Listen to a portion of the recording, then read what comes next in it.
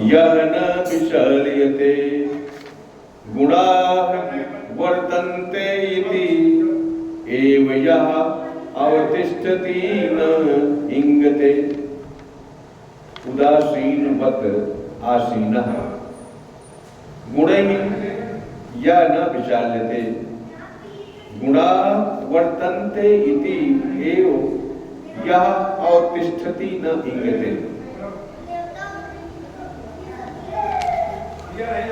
जो साक्षी के सदस्य,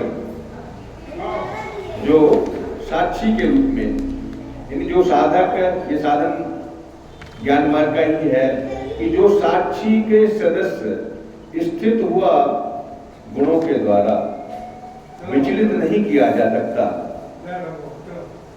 और गुण ही गुण में बरतते हैं, ऐसा समझता हुआ जो सच्चिदानंद घन परमात्मा में एक ही भाव से स्थित रहता है एवं उस स्थिति से कभी विचलित नहीं होता। प्रेम से बोलिए कृष्ण भगवान की जय। हम सब प्रभु कृष्ण की कृपा से गुणों की महिमा सुन रहे हैं। मनुष्य जो जन्म लेता है तो उसे किसी न किसी गुण से प्रभावित होना ही पड़ता है, चाहे वो सतोगुण हो, रजोगुण हो, तमोगुण हो, और ये गुण ही हमारे जीवन में कारण रूप से आते हैं और कार्य रूप में परिणित हो जाते हैं। कार्य रूप में हमारा कर्म बन जाता है उसके साथ, और उसके दोष और गुणों से हम बन जाते हैं। तो यहाँ पर गुण का ये स्वभाव है, वो जो है गुण भी नश्वर है, वो बांधता रहता है। तो यहाँ पर बता रहे हैं कि जो मनुष्य जीवात्मा और प्राकृत के स्वरूप को जान लेता है, जीवात्मा के स्वरूप और प्राकृत के स्वरूप, जीवात्मा का स्वरूप कारण शरीर को बारे में जान जाता है, सूक्ष्म मूल प्रकृति को समझ लेता है, और कहते हैं कि वो जीवात्मा प्राकृत के स्वरूप से हमें गुणों के जानकारी प्राप्त होती है। प्राकृत में ही हमें गुण मिलता है, सतो रजोगुण, रजोगुण, तमोगुण। तो ये सतो रजो तमोगुण को जब हम जान लेते हैं तो हमें आसान हो जाता है हम अपने कर्मों में उसे संचालित करने के लिए। यहाँ पर यही बात बताते हैं कि वह अज्ञान और मोह से मुक्त होकर, निर्लिप्त होकर जन्म मरण के चक्र से भी मुक्त हो जाता है। ये इतनी इसमें प्रभाव है इसका कि अगर इसे हम निर्लिप्त हो जाते हैं, मुक्त होते हैं, इस मोह है, इसमें मोह जो लगाते हैं हम अनात्म तत्वों में, इस मोह को कम करके जब हम परमार्थिक कार्यों के लिए सफ़र करते हैं तो हमारा वो कार्य जो है जन्म मरण के चक्र से भी मुक्ति प्रदान करता है। कहते हैं कि क्षेत्रज्ञ पुरुष जीवात्मा प्रकृति से उत्पन्न जड़ देह में स्थित होकर भी ज्ञान दृष्टि से देह से भिन्न और परे है।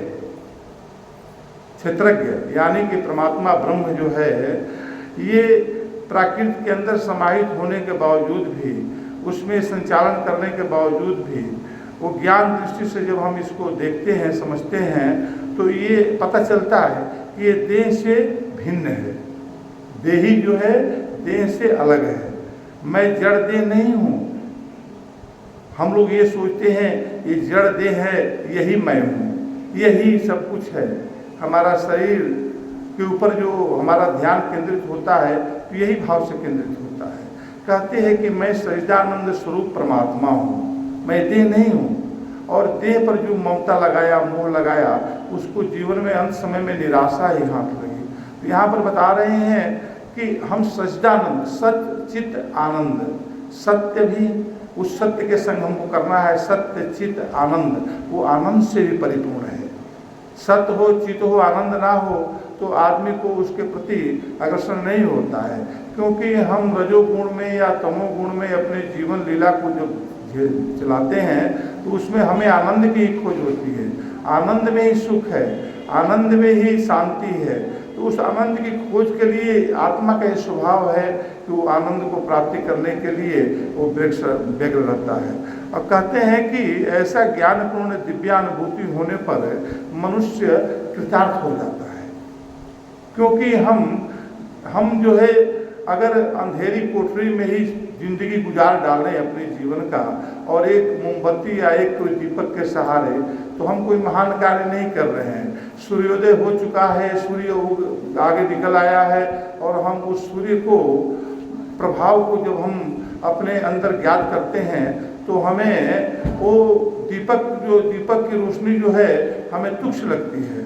उसी तरह से जब जिस व्यक्ति का ध्यान सच्चिदानंद परमात्मा के चरणों में वो लगने लगता है, उसकी भक्ति में प्रगाढ़ता आने लगती है, तो उसकी भक्ति परम बनने लगती है और जिस वजह से वो इस संसारिक चीज़ों को नगण्य समझ लेता है और वो परमात्मा को ही अपना जीवन का लक्ष्य निर्धारित कर लेता है। कहते हैं कि ज्ञान होने पर मनुष्य मृत्यु के भय से, चिंता और शोक, मोह आदि के दुख दोष से मुक्त होकर आनंद स्वरूप का रसास्वादन करता है। कहने का मतलब है मनुष्य के जीवन में यही क्रिया आती है जो मनुष्य को दुर्बल बनाती है, जैसे कि मृत्यु का भय, चिंता, शोक और मोह।